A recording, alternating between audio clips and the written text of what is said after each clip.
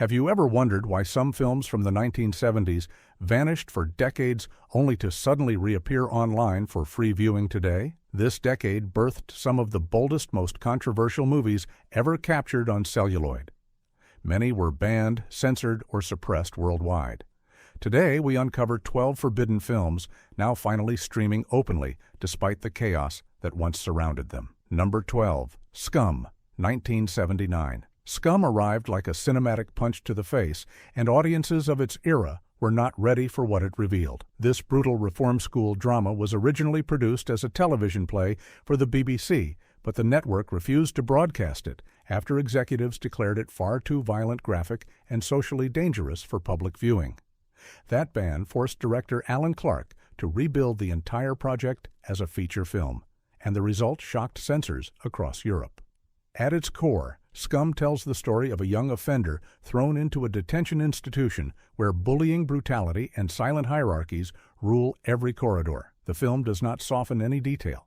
Every scene is constructed to expose institutional cruelty, and every character is shaped by a system designed to break them.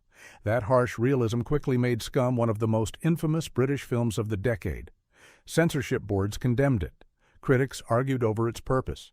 Some said it glamorized violence, while others claimed it was too truthful for comfort. Several countries demanded cuts before allowing screenings, and many venues refused to exhibit it at all.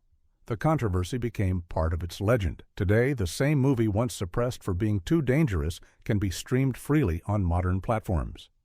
Viewers can finally experience its raw power and decide for themselves whether it remains a warning or a mirror of forgotten institutional failures. Scum stands as a testament to how social fear once shaped film distribution and how time eventually set it free. Number 11. A Clockwork Orange, 1971. Few films in history earned a reputation as explosive as A Clockwork Orange. When Stanley Kubrick adapted Anthony Burgess' novel, he crafted a dystopian nightmare filled with ultraviolence, psychological manipulation, and moral collapse. Upon release, the film sparked public outrage across the United Kingdom. Newspapers linked it to alleged real-life crimes, and moral guardians demanded its removal from cinemas. Kubrick faced unrelenting pressure. Rather than allow further escalation, he personally withdrew the film from UK circulation. It remained effectively banned there for decades. In other countries, censors targeted scenes they found threatening. Some regions refused classification entirely, while others created heavily edited versions that stripped away the film's central commentary. Despite this chaos, the narrative remained unforgettable. A young delinquent named Alex becomes a government test subject in an experiment designed to remove violent impulses. The film asks whether forced morality is worse than free will, and that question terrified censors more than any violent act depicted on screen. It exposed a societal fear that science and politics might overreach in the name of control. For years, the movie survived as rumor myth and imported bootleg copies. Yet today, the same film that institutions once tried to bury is available on major streaming services worldwide. Modern audiences watch it openly, discussing themes that were once considered too dangerous for public conversation. A Clockwork Orange remains a stark example of how art once outlawed becomes essential viewing with time. Number 10. Pink Flamingos, 1972. Pink Flamingos was never designed to be safe, polite, or respectable. Director John Waters proudly created a midnight movie intended to shock disgust and challenge anyone who believed cinema should follow rules. The result became one of the most banned films of the entire decade.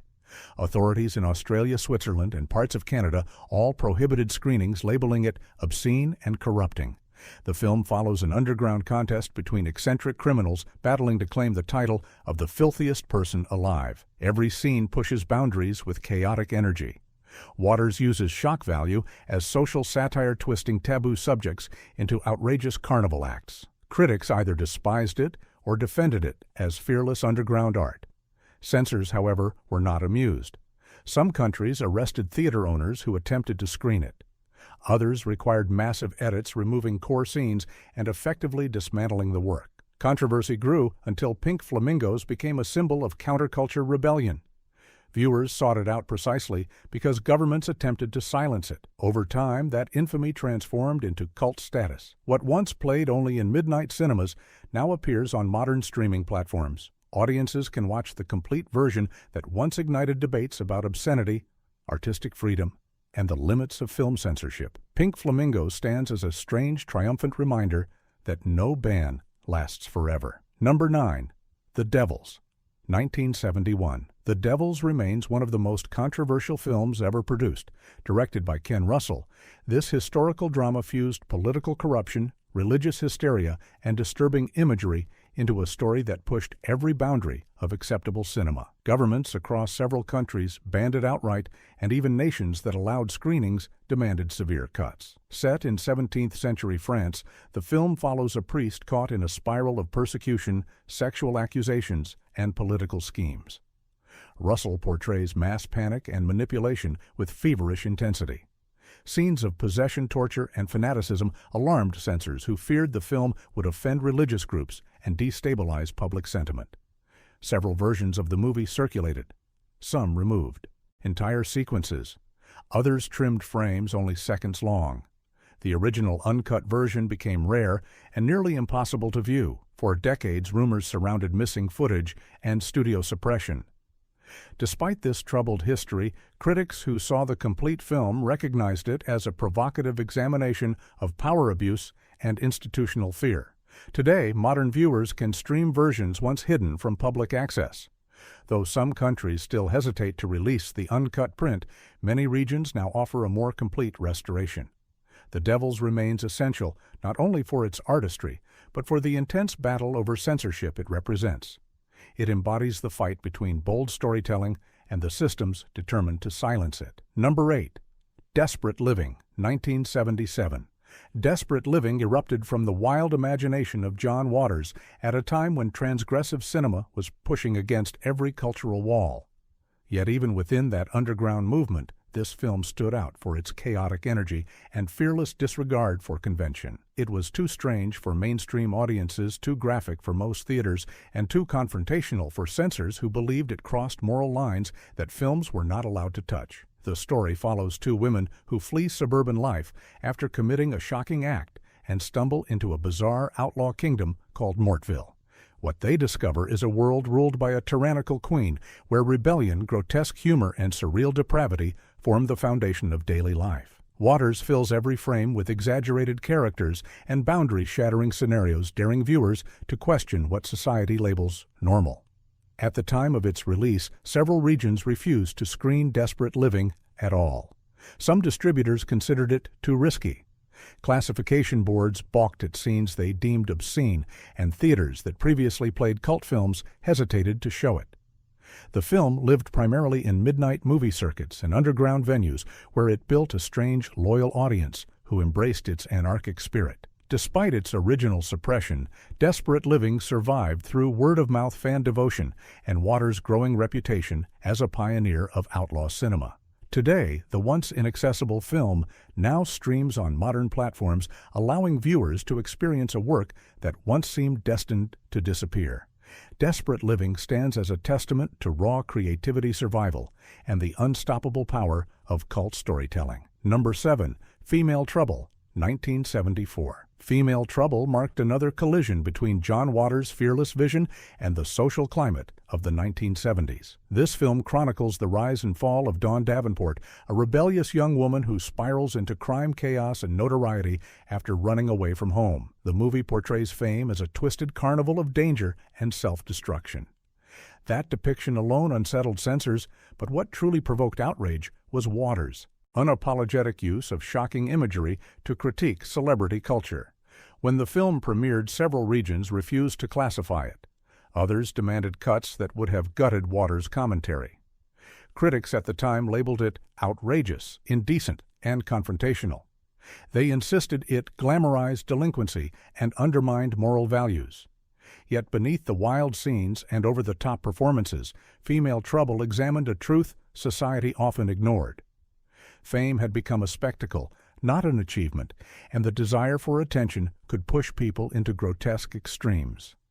Censors attempted to suppress that message by targeting scenes that pushed boundaries. The controversy only fueled the film's underground success. Fans lined up at midnight screenings to experience a movie they were told was too dangerous.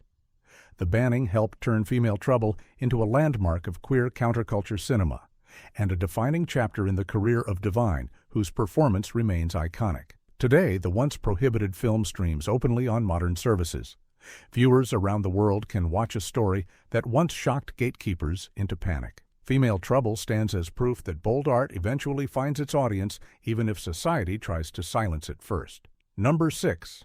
Last House on the Left, 1972. Last House on the Left became one of the most notorious exploitation films of the decade, and for good reason. Director Wes Craven constructed a brutally raw story about two young women who fall into the hands of violent criminals, followed by a night of vengeance carried out by grieving parents. The narrative was intentionally harsh, using realism rather than fantasy to heighten discomfort and challenge viewers to confront the darkness lurking beneath ordinary life. Upon release, censors across the world reacted instantly.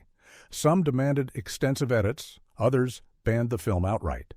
In the United Kingdom, it became one of the most famous titles placed on the Video Nasty list and remained restricted for decades. The combination of disturbing violence, moral ambiguity, and relentless tension convinced many authorities that the film posed a danger to public sensibilities. Critics were divided. Some condemned the movie as exploitation, while others recognized its attempt to explore human trauma and brutality. The controversy fueled curiosity, and bootleg copies circulated widely, keeping the legend alive. Last House on the Left became a case study in how censorship can transform a low-budget film into a cultural milestone. Today, modern viewers can watch this once forbidden title across accessible streaming platforms. The same movie once feared as a threat to society now sits alongside mainstream horror classics. Time has reshaped Last House on the Left, revealing it as a daring early work of a director who would later redefine modern horror. Number 5.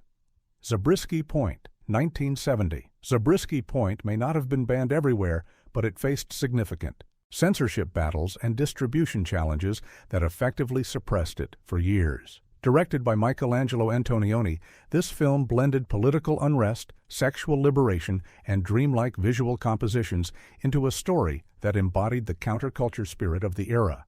That alone made authorities uneasy, but its notorious desert love sequence pushed censors into full alarm. The plot follows a young student radical and a free-spirited secretary who flee Los Angeles during a period of social upheaval. Their journey across the American desert becomes a symbolic exploration of rebellion, detachment, and freedom. Antonioni used long, hypnotic shots of landscapes and human behavior, creating an unconventional structure that frustrated some critics and demanded patient viewing. The film's depiction of anti-establishment sentiment and explicit imagery led to cuts in multiple countries.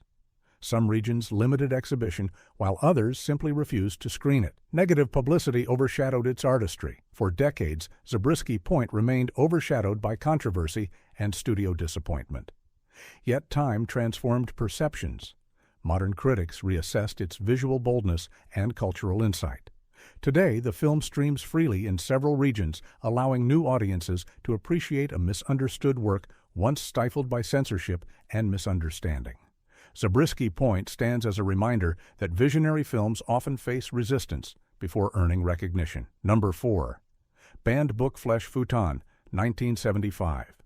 Banned Book Flesh Futon emerged from the provocative world of Japanese pink cinema and immediately drew the attention of censors who believed it crossed boundaries mainstream film was not allowed to touch. Adapted from a controversial novel, the movie explored themes of obsession, desire, and psychological collapse through a surreal narrative that blurred reality and fantasy. Its unusual storytelling and explicit imagery placed it directly in the path of strict national censorship laws that demanded heavy modification. The film follows a troubled writer haunted by erotic visions and tempted by forbidden relationships.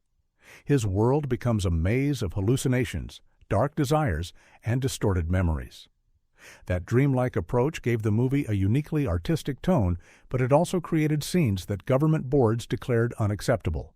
Japan's censorship system forced significant alterations, and other countries refused distribution, entirely preventing the film from gaining international visibility. Despite these restrictions, Banned Book Flesh Futon developed a reputation within underground film circles. Scholars and cult cinema fans tracked down rare prints, fascinated by its mixture of psychological horror and transgressive art. For years, the movie existed mostly through whispered discussions, academic references, and elusive festival screenings. Time reshaped its fate. The film eventually resurfaced in restored editions that preserved its daring imagery while finally giving global audiences access to a work once buried by censorship. Today, it can be streamed on select archival platforms, offering viewers a chance to experience a film that challenged artistic boundaries during one of the most restrictive eras of Japanese cinema. Banned bookflesh Futon stands as a striking example of how suppressed films eventually re-emerge to reclaim their place in cinematic history. Number 3. Salo, or the 120 Days of Sodom, 1975. Few films in history carry a reputation as terrifying as Salo, or the 120 Days of Sodom.